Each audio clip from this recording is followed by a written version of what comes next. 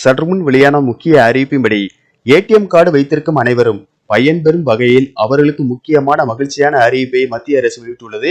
இதுல என்னென்ன அறிவிப்புகள் வெளியாகியுள்ளன என்பதை பற்றி விரிவாக நம்ம வீடியோல பார்க்கிறோம். வீடியோவை கடைசி வரைக்கும் முழுமையாக பாருங்க. வீடியோக்குள்ள போறதுக்கு முன்னாடி இந்த வீடியோக்கு ஒரு லைக் பட்டனை பிரஸ் பண்ணிக்கோங்க. வாங்க வீடியோக்குள்ள போகலாம். தற்போதைய காலகட்டத்தில் இந்தியாவில் பெரும்பாலான மக்கள் அனைவருமே சொந்தமாக தங்களின் பெயரில் வங்கி கணக்கு வைத்துள்ளனர். வங்கிகள் தொடர்ச்சியாக மக்களுக்கு பல்வேறு விதமான புதிய வசதிகளை ஏற்படுத்தி வருகிறது. அந்த வகையில் மக்கள் எளிமையாக பண பரிவர்த்தனை மேற்கொள்வதற்காக வங்கிகளில் கொடுக்கப்படுவதுதான் ஏடிஎம் கார்டுகள். ஏடிஎம் கார்டுகள் மக்களின் பண பரிவர்த்தனை செயல்பாடுகளை எளிமையாக்குகிறது. இதன் மூலம் மக்கள் வங்கிக்கு அலைவதை தவிர்க்கலாம். ஏடிஎம் கார்டுகளை பயன்படுத்தி பொதுமக்கள் ஏடிஎம்களில் 24 மணி நேரமும் பணம் பெற முடியும்.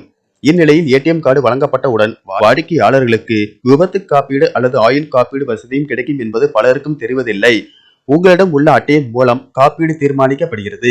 கிளாசிக் ஏடிஎம் கார்டு பயன்படுத்துவோருக்கு ரூபாய் 1 லட்சம் இன்சூரன்ஸ், பிளாட்டினம் ஏடிஎம் கார்டு வைத்திருப்பவர்களுக்கு ரூபாய் 2 லட்சம் இன்சூரன்ஸ், விசா கார்டு வைத்திருப்பவர்களுக்கு ரூபாய் 1.5 லட்சம் முதல் 2 லட்சம் வரை காப்பீடு தொகையை பெறலாம். மாஸ்டர் கார்டு வைத்திருப்பவர்கள் ரூபாய் 50,000 வரை காப்பீடு செய்யலாம்.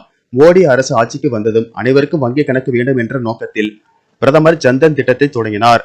இந்த அட்டை வைத்திருப்பவர்கள் அனைவருக்கும் இலவச காப்பீடு கிடைக்கும். இதன் மூலம் ரூபாய் 1.5 லட்சம் முதல் 2 லட்சம் ரூபாய் வரை காப்பீடு வசதி பெறலாம்.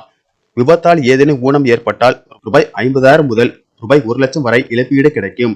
மரணம் ஏற்பட்டால் குடும்பத்திற்கு ரூபாய் 1 லட்சம் முதல் ரூபாய் 2 லட்சம் வரை இழப்பீடு வழங்கப்படும். டெபிட் கார்டு வைத்திருப்பவர்கள் இறந்துவிட்டால் காப்பீடு செய்யப்பட்ட தொகை நாமினிக்கு வழங்கப்படும். சம்பந்தப்பட்ட வங்கிக்கு சென்று விண்ணப்பிக்கலாம்.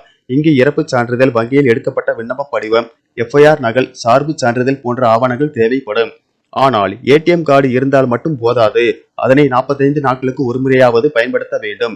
இல்லையெனில் இந்த காப்பீடு வசதி பொருந்தாது. ஏடிஎம் கார்டு வைத்திருப்பவர்கள் ஏடிஎம் பலன்கள் குறித்து சம்பந்தப்பட்ட வங்கி அதிகாரிகளை தொடர்பு கொள்ளுமாறு அதிகாரிகள் பரிந்துரைக்கின்றனர். நன்றி, வணக்கம்.